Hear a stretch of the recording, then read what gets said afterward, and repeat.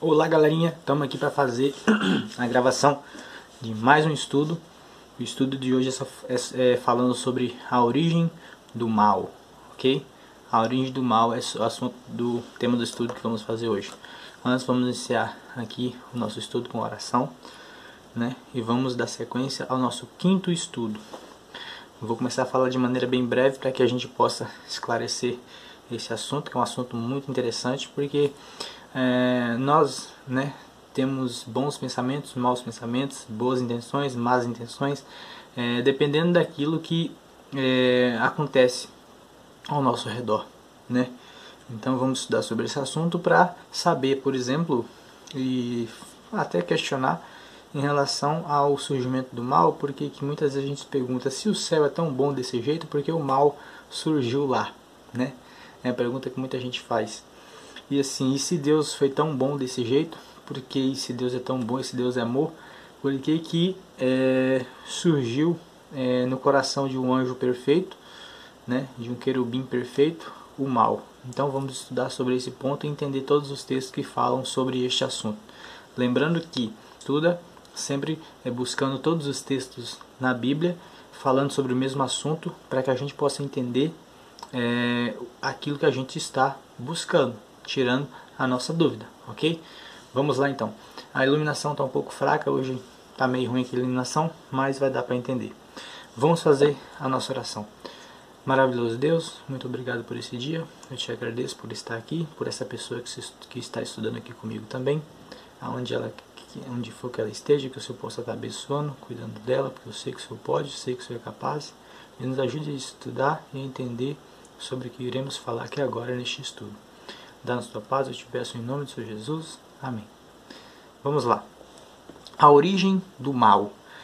O pecado é um intruso, ok? Por cuja presença nenhuma razão se pode dar. E é misterioso, inexplicável, desculpá-lo corresponde a defendê-lo. Então não há desculpa para o pecado. Quando eu desculpo o pecado é porque eu estou querendo defendê-lo. Se para ele se pudesse encontrar desculpa ou mostrar-se causa para a sua existência, deixaria de ser pecado. Então o pecado é pecado justamente porque ele é transgressão. E uma desculpa ou dizer que ele não existe, isso é tentar encontrar uma razão para dizer que o que eu faço de errado, o que eu faço quando eu estou transgredindo a lei, não tem efeito. Mas o efeito de quando eu transgrido, ou de quando eu vou contra aquilo que é verdadeiro, puro, santo e bom, que foi criado por Deus, que é a lei, então eu cometo o pecado, que é o nome que é dado para a transgressão da lei. Ok? É pecado. Nossa única definição de pecado é a que é dada na palavra de Deus, e é quebrantamento da lei, e é o efeito de um princípio em conflito com a grande lei do amor, que é o fundamento do governo divino. Então vemos que ao quebrantar um mandamento que seja da lei de Deus, então eu estou cometendo um pecado, né? Então isso é pecado, é a transgressão da lei, é a transgressão dos mandamentos divinos. Vamos lá. Os princípios do reino de Deus. Para entender como é que eu cometo o pecado, primeiro a gente vai estudar aqui um pouquinho, falar alguns textos aqui para iniciar, sobre os princípios do reino de Deus. Por quê? Eu só entendo que eu estou transgredindo quando eu entendo que eu falhei, quando eu entendo que eu errei, quando eu entendo que eu transgredi. Então eu vou entender no que eu errei, no que eu falei e aí no que eu transgredi. Então vamos lá ver os princípios do reino de Deus. Deus tem um reino e para que o pecado surgisse ou surgiu, alguém transgrediu as leis daquele local. Sobre que princípios se fundamenta o governo de Deus? É uma pergunta. Mestre, qual é o grande mandamento da lei? Respondeu-lhe Jesus: amarás o Senhor teu Deus de todo o teu coração, de toda a tua alma, de todo o teu entendimento, e é este o primeiro mandamento. E o segundo mandamento é este: e amarás o teu próximo de todo o teu coração, e amarás o teu próximo como a ti mesmo. Destes dois mandamentos dependem de toda a lei. Está lá em Mateus 22, 36, 40. Então amará a Deus acima de todas as coisas e amará o teu próximo como a ti mesmo. Aí define os dois grandes mandamentos. Aquele que não ama, não conhece a Deus, pois Deus é amor. Está em 1 João 4,8. Então, um dos princípios do reino de Deus é o amor. Então, amar a Deus acima de todas as coisas prova que eu amo. Eu já estou cumprindo o primeiro princípio, que é o princípio do amor. Amar o meu próximo como a mim mesmo mostra que eu amo de novo. Então, o que é o meu próximo? Todo aquele que tem vida, todo aquele que está ao meu redor, este é meu próximo. Uma vez que todos concedem a liberdade de escolha, que admoestação devemos considerar em relação à escolha que fazemos? Então, os céus e a terra tomo hoje, por testemunhas contra ti, que te propus a vida e a morte, a bênção e a maldição. Escolhe, pois, a vida, para que vivas tu e a tua descendência. Está em Deuteronômio 30:19. Então, uma coisa é certa. Quando Deus criou o ser humano, Ele também deixou ele com o livre-arbítrio. Prova que o livre-arbítrio que Deus nos deu faz com que a gente entenda que a gente é perfeito. Perfeito em quê? Satanás, ou Lúcifer, como você preferir, ele era perfeito em seus caminhos, até que houve iniquidade, até que ele se desviou. Então, Deus é perfeito e eternamente perfeito. Deus continua sendo perfeito porque Deus nunca se desviou do seu plano de perfeição e do seu plano de reger as coisas com amor. Satanás era perfeito até o ponto em que um dia ele achou que poderia fazer algo que ele não devia fazer, que seria transgredir a lei de Deus. Aí ele deixou de ser perfeito, né? Então, o próprio Deus, ele é submisso à sua própria lei de amor. Ele rege todos nós com amor, né? Compassivo, com ternura. E assim, ele próprio cria a lei e ele é um cumpridor desta lei, né? A lei do amor. Então vemos aí que esses foram os princípios do reino de Deus. O princípio do reino de Deus é regido com amor. E agora vamos ver a origem do pecado. Quem foi o originador do pecado? Olha só, esse texto aqui é um texto de João 8,44, que diz bem assim, ó, Evangelho de João 8,44, se você quiser anotar. Olha, vós sois do diabo, que é vosso pai, e quereis satisfazer-lhe os desejos. Ele foi homicida desde o princípio e jamais se firmou na verdade, porque nele não há verdade.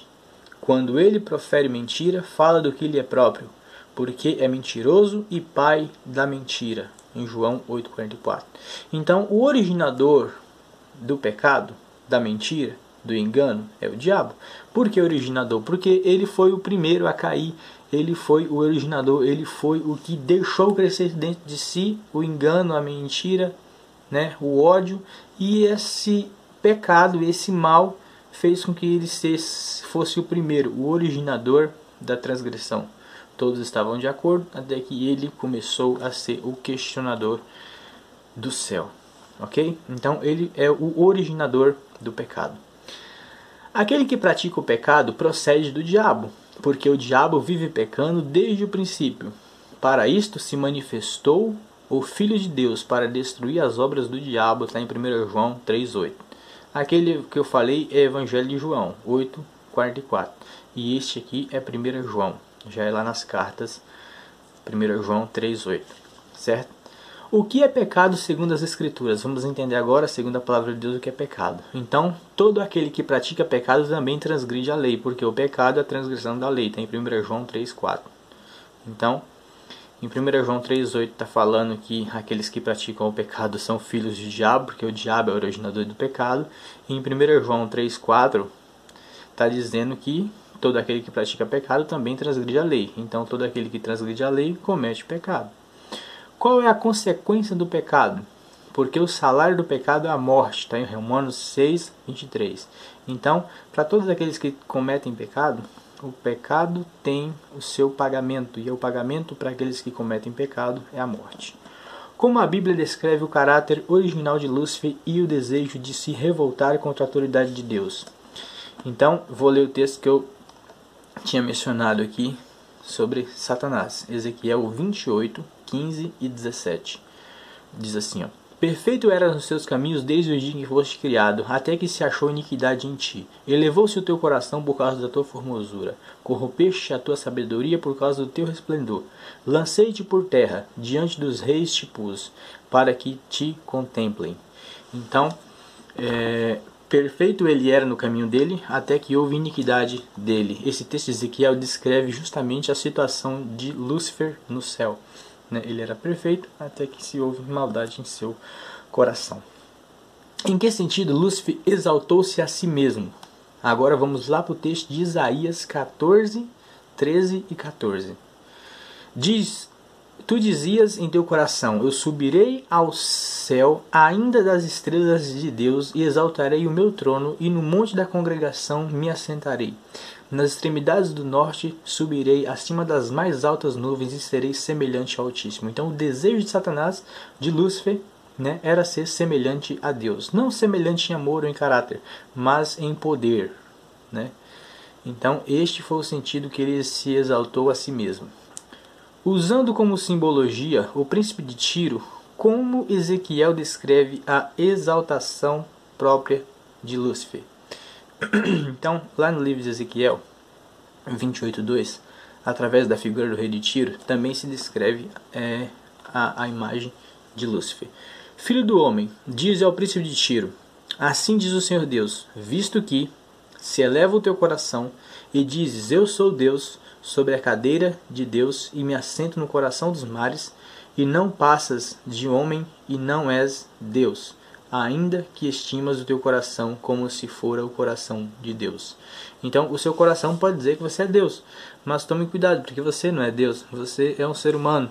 Satanás estimava que ele poderia estar acima de Deus, mas o seu coração e aquela maldade que crescia dentro de si tinha que ser confessada diante de Deus, para que houvesse o perdão e para que assim Deus pudesse tirar aquele mal de dentro dele. Qual é o mal que Deus não pode arrancar? Qual é o problema que Deus não pode mudar? Mas basta que eu confesse, né? Quantos anjos celestiais uniram-se a Lúcifer em sua rebelião? Aqui no texto de Apocalipse 12, 3 e 4 relata que viu-se também outro sinal no céu, e eis um dragão, a sua cauda arrastava a terça parte das estrelas do céu. Sabemos que os anjos são representados como mensageiros, anjos ou estrelas, né? E quando fala-se que arrecadou a terceira, esse dragão, que é Satanás, representado por Satanás, ele puxou a terça parte das estrelas do céu, significa que ele trouxe a terça parte dos mensageiros de Deus, ou seja, ele enganou um terço dos anjos de Deus. Para você ver quantos anjos maus tem aqui na terra, né, infernizando e realmente entrando em pessoas, sendo espíritos enganosos e em governadores e tantos outros aí, para você ver como é que pode estar essa situação. É uma situação complicada, meu amigo. Por isso que a maldade domina o mundo, por isso que o mundo jaz no maligno, porque realmente há muitos inimigos aqui. E você precisa orar, precisa estudar para conhecer o plano de Deus para nossas vidas. Então esse aí foi a origem do pecado. Surgiu lá no céu com esse anjo Satanás, ou Lúcifer, como você preferir. Vimos o salário do pecado, vimos, né, o que é pecado segundo as escrituras, que é a transgressão da lei, e vimos o que ele quis exaltar-se a si mesmo porque ele queria ser igual a Deus ou tomar a posição de Deus, né? E vimos que não somente ele está ou foi lançado por terra aqui, mas que ele foi expulso do céu e que também a terça parte dos anjos foram expulsos porque foram enganados por ele e que estavam ali para influenciar maldades sobre os seres santos do céu. Como Deus lidou com a rebelião e que evidência há da soberana lealdade dos anjos não caídos? Então vamos lá. Como Deus lidou com a rebelião e que evidências há da soberana lealdade dos anjos não caídos? Mas, está em Lucas 10:18. Mas ele lhes disse, e viu Satanás caindo do céu como um relâmpago. O próprio Jesus, quando mandou os mensageiros dele ir lá pregar a mensagem, ele fala esse texto que viu Satanás caindo do céu como um relâmpago. Realmente ele viu, porque ele é Miguel, e foi justamente ele próprio que expulsou o próprio Satanás lá de cima, e Satanás caiu como um relâmpago. Ok? Apocalipse 12, 7 e 9. E houve batalha no céu. Miguel e seus anjos batalhavam contra o dragão, e batalharam o dragão e seus anjos, mas não prevaleceram, nem mais o seu lugar se achou nos céus. E foi precipitado o grande dragão e a antiga serpente chamada Diabo Satanás, que engana todo mundo. Ele foi precipitado na terra e seus anjos foram lançados com ele. Então esse texto de Apocalipse 12:7 mostra que realmente ele foi caiu como um raio, que concluía aquilo que Jesus já tinha falado, que viu ele caindo como um raio. Ele foi lançado fora do céu justamente por causa da sua transgressão. Expulso do céu. Após serem expulsos, para onde foram enviados Satanás e seus anjos? Como caíste do céu, ó estrela da manhã, filho da alva, como foste lançado por terra, que tu habitavas as nações? Isaías 14:12. Fala aqui, ele foi lançado do céu e fala como caíste, estrelas da alva, né, que tanto brilhava. E foi expulso o grande dragão e a antiga serpente, que se chama Diabo Satanás, sedutor de todo mundo. Sim, foi atirado para a terra e com ele seus anjos. Apocalipse 12:9. Os seus anjos foram lançados com ele também. Tá vendo? A influência do maligno. Qual é a principal ocupação de Satanás e seus anjos desde que foram expulsos do céu? Vamos ver agora qual é o trabalho deles aqui na terra. Se lá ele regeu o couro e os anjos tinham sua função, qual a função deles aqui na terra? Enganar. E foi precipitado o grande dragão, né? E a antiga serpente, Satanás, que engana. Então essa é a razão, enganar, né? Ele quer enganar. Ele foi precipitado na terra e os seus anjos foram lançados com ele para enganar todo o mundo. Vencendo o mal. Que resposta ao ser humano fazer frente aos ataques do maligno? O que você tem que dar em resposta aos ataques de Satanás? Sujeitai-vos, pois, a Deus e resisti ao diabo, e ele fugirá de vós. Está em Tiago 4:7. Então, as tentações você tem que resistir, sabe? Fugir, dizer não para elas. Sede sóbrios, vigiai, porque o diabo, vosso adversário, anda em derredor, bramando como o leão, buscando a quem possa tragar, ao qual resisti firme na fé, sabendo que as mesmas aflições se cumprem entre os vossos irmãos no mundo. 1 Pedro 5:8 e 9. Então, a mesma aflição que você passa, as mesmas lutas que você passa aqui, os seus irmãos no mundo, aqueles que também creem na verdade, aqueles que estão querendo resistir para seguir firme, estar lá no céu e viver no céu e ter uma vida santa, eles também passam, né? Se você passa dificuldades aqui no seu casamento, se você passa dificuldades aqui no seu emprego, se você está com dificuldades hoje com seus filhos, sabe que muitas pessoas passaram, mas que essas coisas vão acabar. Não sei quanto tempo de vida nós temos aqui, mas uma coisa é certa, nós temos que confiar no Senhor, entregar nossos caminhos a Ele, confiar nele que o mais Ele fará. Sabendo nós que nós não temos que lutar aqui contra a carne, mas contra algo que não vemos, que é o inimigo que está por trás das situações. Então saiba que quando as coisas estiverem acontecendo e que você vê aquilo, não se desespere, né? Cristo passou por algo muito pior aqui. Cristo passou por algo muito mais tenebroso do que nós mesmos, né? Então, não se desespere. Confie no Senhor. Entregue-se a Ele, o mais Ele vai fazer, né? Então, é isso. Temos que ser sóbrios. É interessante que muitas vezes as pessoas, quando estão com problema, elas querem fugir dos seus problemas e se entregar à bebida, às drogas e a tantas coisas. Vamos viajar para poder fugir dos problemas. A gente não fugimos dos problemas, a gente enfrenta os problemas. Só que a melhor maneira de enfrentar os problemas é de maneira sóbria, com a cabeça tranquila, conversando, ou muitas vezes fazendo com que aquele problema deixe de existir, achando soluções para ele, mas para isso a nossa cabeça tem que estar sóbria. Tem que estar boa, né?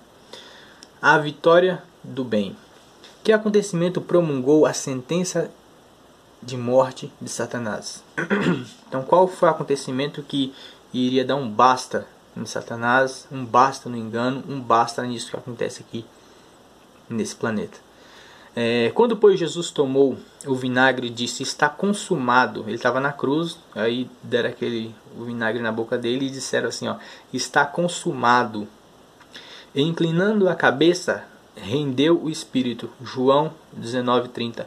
Ou seja, naquele momento ali, Jesus disse, está consumado, está feito, não tem volta. Agora Satanás já era. Aqueles que não quiserem o sacrifício, já era. Aqueles que não aceitarem Jesus como seu Salvador, já era. Porque a porta do céu foi aberta, e foi aberta para aqueles que aceitarem o sacrifício do Filho de Deus, Jesus Cristo, que morreu na cruz do Calvário para salvar todo aquele que nele crê. Ok? Então a cruz do Calvário, ao mesmo tempo em que declara ser imutável lei, proclama ao inverso que o salário do pecado é a morte. No brado agonizante de Salvador, está consumado, sou a sentença de morte de Satanás. Então, quando Cristo morreu, ele estava sendo também a sentença de morte para Satanás, para o pecado, para a morte, né? No dia da morte de Cristo, a morte também foi ceifada, porque aqueles que crerem em Cristo surgirão do berço da morte para o berço da vida, para uma novidade de vida, para algo novo, né? Então, aí que está, foi aberta o campo de salvação, né? Como podemos sair vencedores nessa guerra do bem contra o mal? Somente por intermédio de Cristo, mas a graça de Deus nos dá a vitória por nosso Senhor Jesus Cristo, em 1 Coríntios 15:57. Porque todo que é nascido de Deus vence o mundo, e esta é a vitória que vence o mundo, a nossa fé. Todo aquele que crê que Deus é capaz, que Jesus, o seu sacrifício é a razão e a capacitação para nos salvar, esse será salvo, né? 1 João 5:4. Vamos lá. Qual o resultado final da guerra entre o bem e o mal? Essa é a última. Está em Apocalipse 17:14, diz assim, ó: Estes combaterão contra o Cordeiro, e o Cordeiro os vencerá, porque é o Senhor dos senhores e o Rei dos reis. Vencerão os que estão com ele, chamados eleitos e fiéis. Então, a guerra final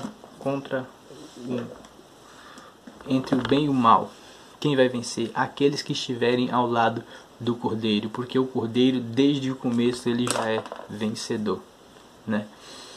Então, este foi o estudo, a origem do mal. Vemos aonde o mal surgiu, realmente surgiu ali, com esse anjo de luz, com Lúcifer, desculpa, no céu, e que não somente ele, mas ele passou a enganar, a seduzir anjos ali de Deus. A terça parte, para ser bem clara, a terça parte. Então, se Deus tem milhões de milhões de milhares de milhares, então aqui tem milhões de milhões de milhares de anjos que foram enganados, né? E dentro dessa classe de anjos aqui, não somente anjos de 2 asas, mas anjos de 4 asas e anjos até de 6 asas, os serafins, querubins e serafins foram seduzidos pelo inimigo. Então vemos que ao nosso redor tem poderes, tem tremendos. Então, nesse final dos tempos, o que Satanás vai exercer toda a sua capacidade de poder justamente para poder enganar, se possível, até os escolhidos de Deus. E eu falo escolhidos, e a Bíblia fala escolhidos, porque que não é que eu sou predestinado à salvação e outros são predestinados à perdição, ou vice-versa, mas que o negócio em relação a, se possível, até os escolhidos, é porque os próprios eleitos de Deus, se não estudarem, se não buscarem, serão realmente enganados também por Satanás e seus anjos, porque o poder do engano dele é tão grande que conseguiu enganar anjos que estavam a eternidade ao lado de Deus, e como que não enganaria a mim e a você, que tem no máximo 30, 40, 50, 60, 70 anos de vida.